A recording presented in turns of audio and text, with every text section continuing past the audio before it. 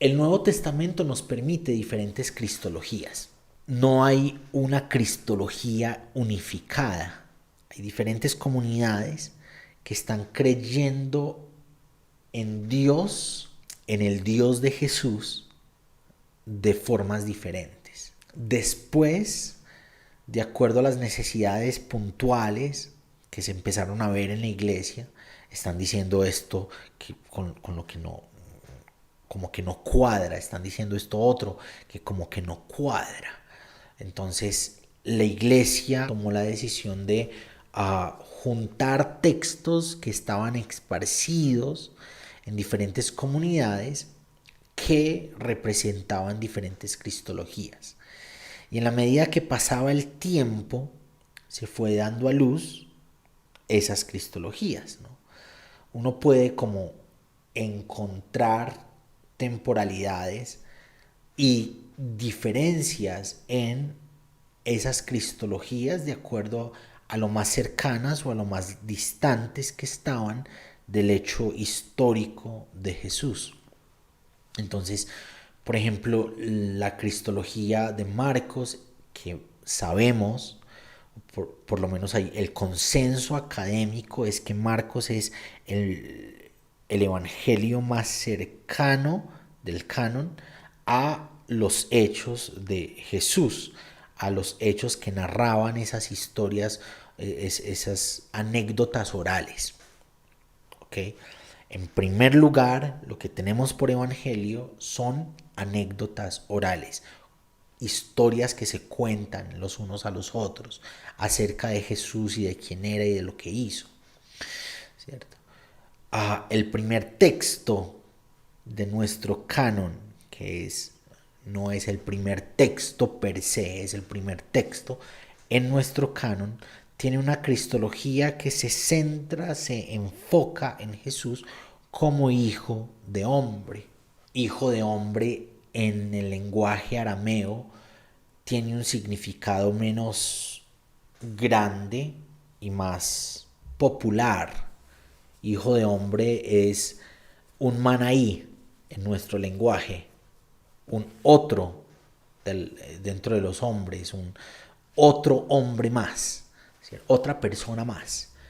Y muchos autores a los que me he acercado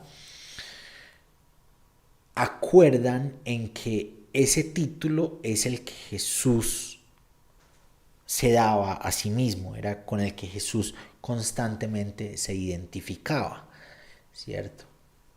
Hijo de hombre. Hay otras ideas que hacen esa idea de el hijo del hombre algo más importante, ¿no? Por las profecías que hay en Daniel, que es donde aparece la figura, que es como un hijo de hombre, que es el que destruye a todos los imperios que representaba cada uno de los materiales en la estatua.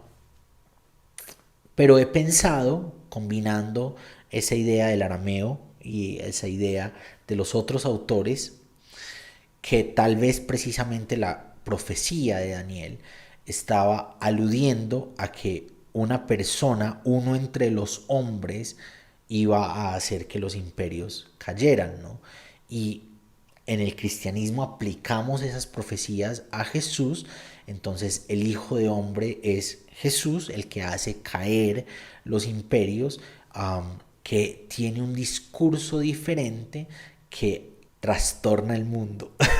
Me gusta mucho ese concepto, no encuentro otro en este momento, que hace que las estructuras, los sistemas tambaleen, ¿cierto?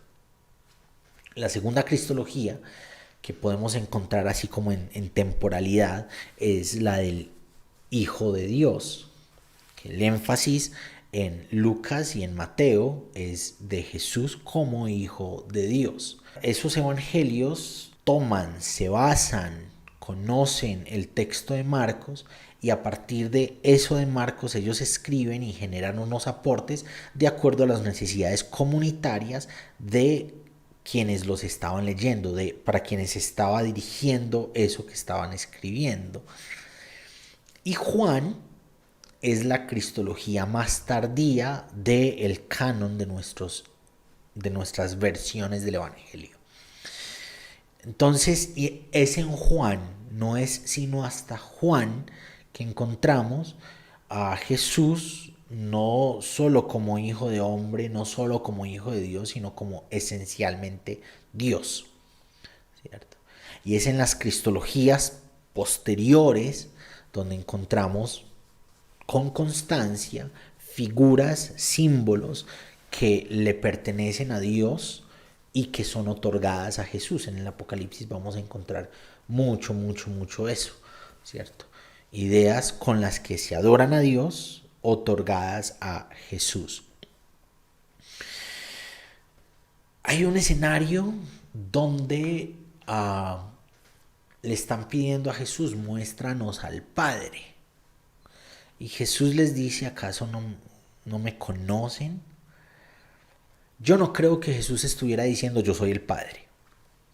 Pero Jesús es el Logos encarnado de Dios. Jesús es todo lo que Dios piensa, todo lo que Dios siente, todo lo que Dios quiere, todo lo que Dios quiere exteriorizar de sí para que lo conozcamos. ¿Qué significa que Jesús es Dios? Que cuando miramos a Jesús estamos mirando a Dios. Que cuando nos acercamos a Jesús nos estamos acercando a todo lo que Dios piensa, a todo lo que Dios siente, a todo lo que Dios quiere exteriorizar y enseñarnos de sí. Jesús es la imagen visible del Dios invisible. ¿Qué significa que Jesús es Dios? Que en Jesús vemos visiblemente cómo es, quién es Dios. ¿Cierto? Entonces en Jesús nos damos cuenta que Dios es un Dios que nos vive, que nos siente, que siente compasión, que está con constancia buscando que las enfermedades sean sanadas, que la tristeza se llene de esperanza, que las opresiones sean libertas o que seamos libertados de las opresiones, ¿no? En Jesús encontramos que Dios es Dios que vive con nosotros y nosotras, que llora con nosotros y nosotras, que nos vive con constancia, que camina, que aprende con nosotros y con nosotras. ¿Qué es el hecho de que Jesús sea Dios?